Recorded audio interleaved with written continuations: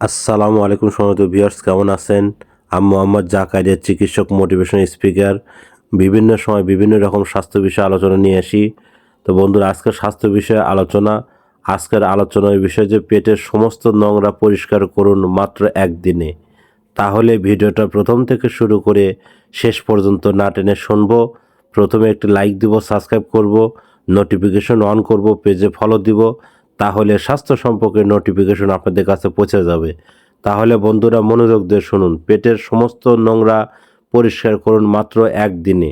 সকালে ঘুম থেকে উঠে 1 গ্লাস উষ্ণ গরম অর্ধেক লেবু খাবেন এবং ওয়াটার কুলিং করুন। তেল ভাজা পরিহার করুন। সকালে নাস্তা করুন। পাকা কলা খাবেন। চা এবং চিনি জাতীয় দ্রব্য খাবেন না। দুপুরে শাকসবজিতে ডাল খাবেন, কিন্তু মশলা খাবেন না। রাতে হালকা স্যুপ বা খিচুড়ি খাবেন, মাংস জাতীয় খাবেন না। প্রতিদিন 30 মিনিট শারীরিক চর্চা এবং ব্যায়াম করুন।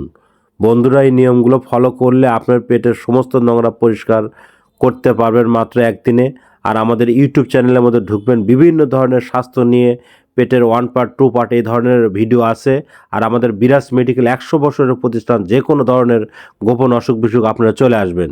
তো বন্ধুরা, এতক্ষণ মনোযোগ সহকারে দেখার জন্য সবাইকে থ্যাংক ইউ, সবাইকে ধন্যবাদ।